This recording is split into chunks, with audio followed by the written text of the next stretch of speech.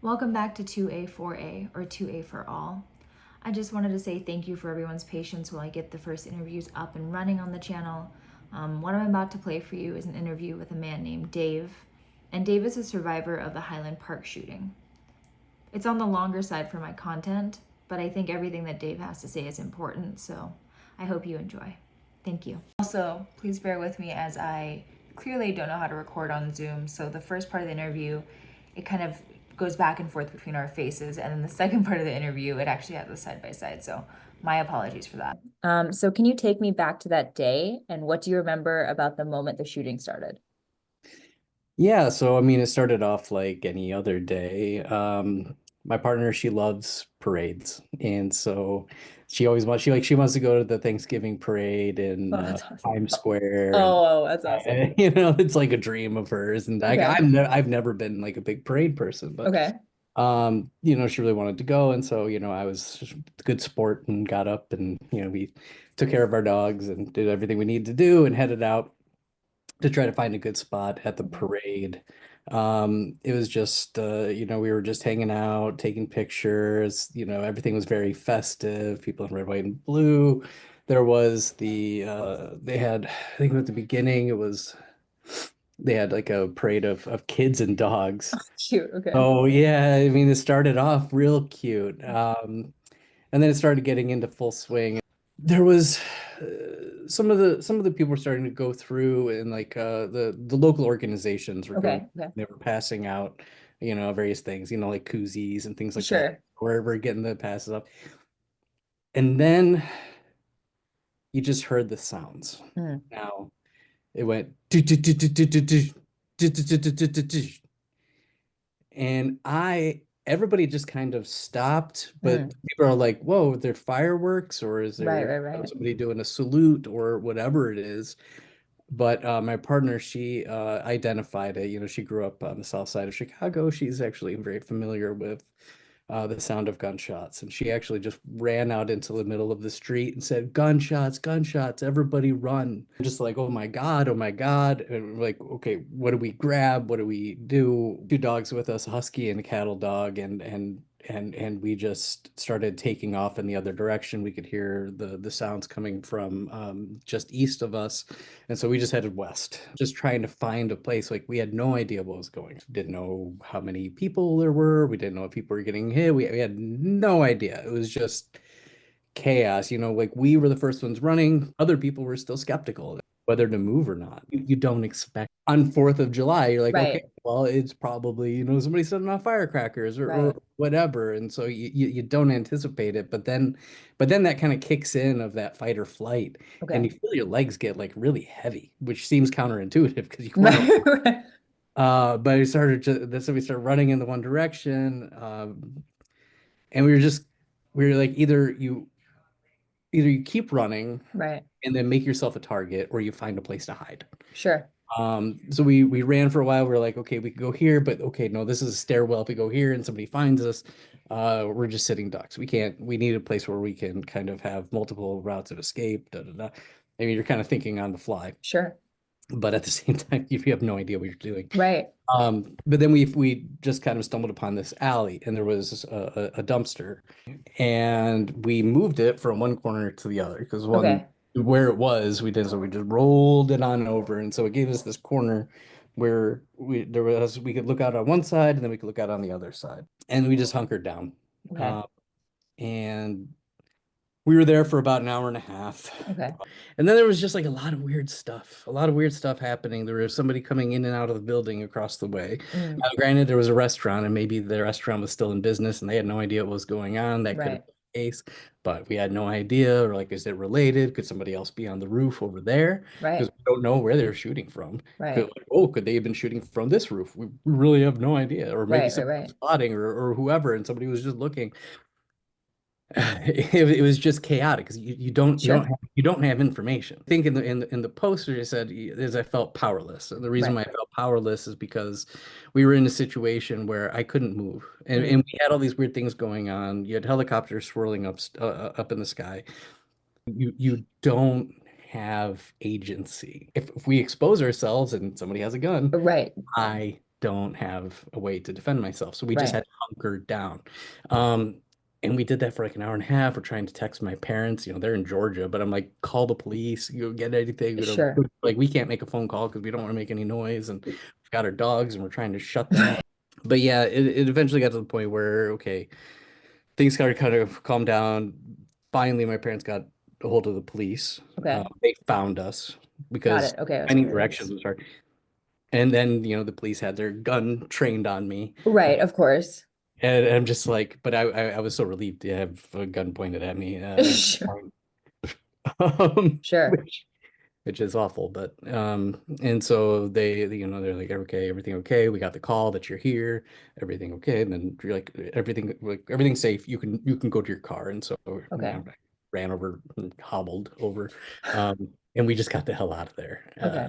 And that was pretty much the experience. Now, granted, we weren't in the line of fire. Okay. We very well could have been. Sure. If we would have shot down the street, but we had no idea, and we had no idea how many shooters there were. We had no idea if they were on the ground level, whether they were on the roof. It turns Right. out he was on a roof and he was shooting down, and it was about a block and a half east of where we were. So not far. Really not far. Oh my Not gosh. far Okay. at all, and it's Yeah. where we're in town. Like we go all the time, Right. even to this day. But I mean, it was really hard to like even go back there, Right. I'm sure.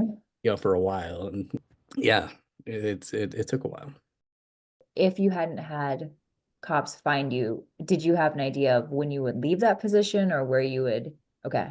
Had no idea. I mean, I think eventually we would have probably left. I mean, Sure. I'm sure more police would have arrived on the scene, and Fair. we would have seen them. Um, but we were just in survival mode. For sure. For And sure. I wanted, like, for a while, I'm like, am I doing the right thing by Mm, staying still? Should I take action and grab my partner or dogs and run off somewhere, where that might be more safe? But like, is that more safe? right. You're again with lack of information. Right. You Exactly. don't know what you might come into, and that's where that kind of like powerlessness comes from. Like, so if I felt, I was maybe armed or something, then I'd at least be able to defend myself. Right. But I wasn't able to. Um, could that have changed? It wouldn't have changed anything in terms of when this shooting actually happened. Like I wasn't going to be a Sure. hero Right. Right. and Right. be gung ho and say, yeah, I'm going to take them out or whatever. Right. No, it's more of when you're in survival mode and you don't know what the variables are, Sure. that's where the helplessness really came through. Okay. Okay. And then to what you said about your partner running into the street. So you Yeah. guys, she called it out. You guys ran. How long do you think I mean, obviously you were running, so you didn't see behind you, but you said it kind of there's some lag time between people kind of realizing what was really going on.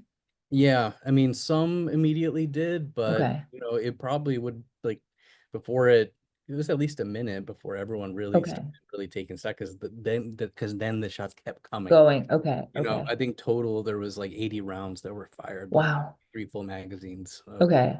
15 rounds that were shot into the crowd. It sounds like prior to the Highland Park incident, you were anti-gun at the time prior to, right? Not anti. I Okay. mean, you have mixed emotions on it because generally I am anti-violence. Sure. I don't condone it. I don't want it as part of my life, but I also know the realities of the life that we live in the world that we Sure. live in. And it just takes some time to get in the right mindset and be like, you know what, this might be something that I need to do. Because you don't know what's going to happen. And so I think it just came to the tack of or to the line of thought of, it's better to have something and not need it rather than need it and not have it. I'm in Illinois, and after the Highland Park shooting, they enacted an AR-15 ban, essentially. So anything that's constituted to be an assault rifle is or a certain a number of rounds that you can actually put into a weapon cannot be sold in Illinois. It's like almost a limiting factor now. But at the same time, I get it. Right. It's like you had this person who went on this roof and fired down 80 rounds in like under a minute and caused untold amount of suffering and death. Yeah. Yeah. And so it's like, where's the line Yeah. for all of this? Do we just let unfettered access to everything, or do we put restrictions? And everybody has an opinion. Right. Everybody's got an opinion one way or the other. It gets so complex, and it It's gets very and complex. and and it gets so political. Hmm. Um, I think where I had an issue, or generally have an issue, is that you can get a firearm without any training, without any guidance. It's like, yeah, you have to get, if you're for CCL, you have to get training or whatever. But to get your Sure. FOID card, you don't have to do anything. And I'm sure there's states you don't have to take a test or anything. You Yeah. just go Nope. pick it up. You just go get a gun. Yeah. We don't have a way of seeing whether somebody is actually responsible, with their weapon. And I think it would behoove us as a Sure. society to have some kind of gatekeeping, not to be unfair. Sure. And I'm sure it could be used in, every law can be used to a negative Sure. way. That's the hard part when you're Yeah. dealing with politics and Yeah. everything. But at the same time, you can't just hop into a car and drive, Right. when you're 16. Like, you have to get a license. You have to go to a class. You have to get signed off on. Shouldn't maybe we something concerning life and death, maybe do something like that? I Right. don't know. Right. That would be the most like type of gun reforms I have. Would people slide through the system? Of course, there's going to be some, Sure. but you could at least catch some of the people who might actually do harm before they do harm. Like this guy who did the Highland Park shooting, he had multiple instances where police came to his house, and he said he was threatening to kill his whole family with knives. And his dad, signed off on his FOID regardless, and got him an AR-15 when he was 19. And it's like that person, if they were to actually go through like a proper channel or something, they'd Right. probably not be able to get a weapon and Right. do what they did. Right. Uh, or at least the chances of it happening might be much less. Right. Um, and I think that's just, you try to mitigate as much risk as you can, and For we sure. You said you'd been to the range before. Mhm. So prior to this event, was self-defense with firearms something you had considered for yourself ever? Kind of. Okay. I went to the range one time for a date, like way back in the day. Okay.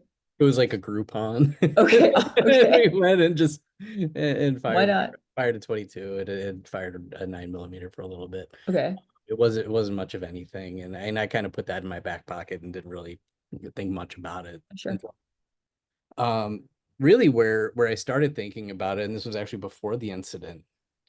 This is probably towards the tail end of COVID, when COVID lockdowns. And there was a lot of crime. I was living in Chicago at the time, so I was Okay. not in Highland Park. Okay. I moved to Highland Park in 2022, 3 months before the shooting actually happened. So that's an Okay. absolute rude awakening to come to your new hometown. Right, exactly. Um, and so in like Chicago there was a lot of crime. And we heard like some, like maybe like a block away, there was like a drive-by. Mm, You could hear a car skidding around, and you'd hear shots. Um, and that's very triggering for my partner because of what she's dealt with. right. Um, and it's sort of like, okay, well, this is problematic. And so, she called the police, and the police actually did come. And he says, more often than not, a police officer is not going to come in a situation like this. Consider Okay. yourself very lucky that I did come by. And he's like, I'm going to be very honest with you. And what I'm going to tell you is that you can't count on the police right now. Wow. The best advice I can give you is to take matters into your own hands. And he covered up his body cam and he said, CCL. Wow. Get a concealed carry license. Is like That's that's gonna be the best deterrent for you, because you are not going to be able to count on law enforcement to help you. yeah, And I got my FOID license, which in Illinois, that's your firearm identification ID. right. And so I just kind of sat on it. Okay. I didn't purchase anything for a Yeah, while. I didn't feel the need, but I'm like, I have it in case I really feel I need it. sure. I ended up moving out of the city. We're like, you know what, I'm just I'm done with it. I'm in my 40s. I'm done with this crap. So we're just gonna go up to the suburbs, Yeah. and so that was that. And then the shooting happened. Maybe Right. I need to do something, and that's where I got serious about actually not turning my FOID into a CCL. Okay. Um, and I had an instructor who was very very good. He actually put me in because of my story. He put me in his book that he wrote. Oh, Um, wow. yeah, so I'm there as well. I forget what the book is called. It wasn't particularly well written, but Oh, I'm sorry, Marcus, if you see this. I'm sorry. no. Oh, But, no. Poor Marcos. but he's a very, very good firearm teacher. Great. And, he wrote a book. That's And he impressive. wrote a book, and hey, that That's impressive. it is. And I have written a book. Fair. So, but it was all about it was essentially it was a book about firearm safety Okay. Okay. and being in a tense situation. So can you tell me what it was like when you went to the range the first time after the event with Marcus? Just kind of what you were feeling at that time, if you can recall.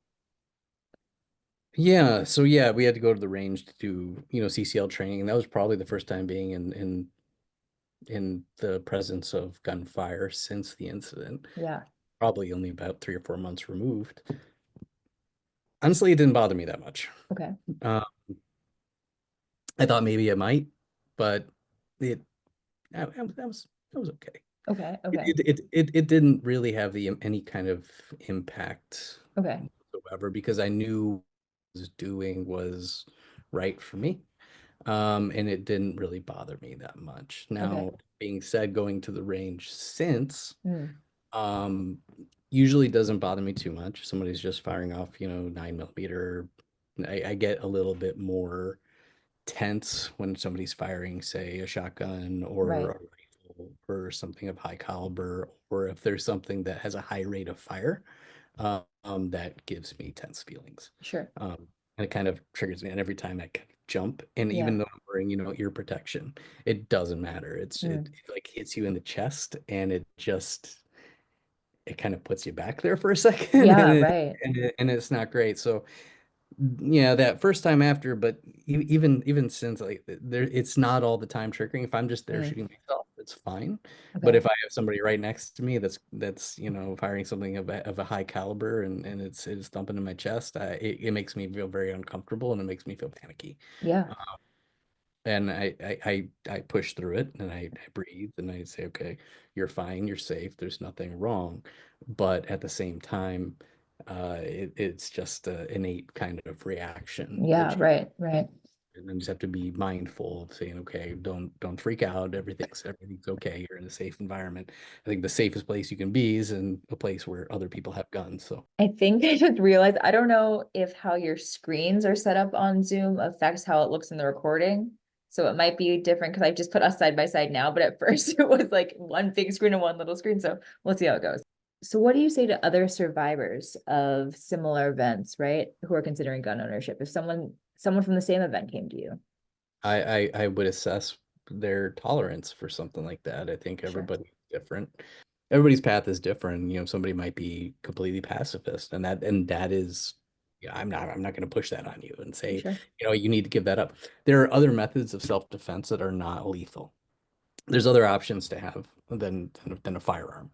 Sure. And so I think somebody needs to, assess their level of tolerance, for that kind of weaponry and whether that's something that's for them. Sure. Um, So this is an interesting one too. So how do you reconcile being a survivor of a gun violence tragedy incident and then being a gun owner? I think it's knowing my own responsibility level, Sure. the fact that I respect the weapon, that I know what it can do. I know the danger it can cause. I know the pain and more than anyone I know, I mean, except for some other people who had it worse than I did, but know what it can do to Mm. people. Well, I think I was going to ask for a closing remark if there's anything else you want to say to anyone, to other gun owners, to conservative gun owners, liberals, lawmakers, anyone. But I feel like that was a great, was a great way to finish. But if you have anything else. No, I mean, I don't really have anything else. I just really think we need a way to determine who should actually have a gun. There are certain people who should, I mean, I think our red flag laws or everything are inadequate. I think, if we can have a license for a car, we can have a license for a gun. Fair And I enough. think we need to have a good, robust way of knowing, who is responsible enough to have this immense power, the power of life and death. That's what we're talking about. So I'm not against it. I'm pro Second Amendment. I'm pro people having guns. I am pro people defending themselves. But at the same time, I think we need to do it responsibly. Okay, that was a lot. It's a lot. That's a lot. Wow. Thank you so much for sharing and taking the time.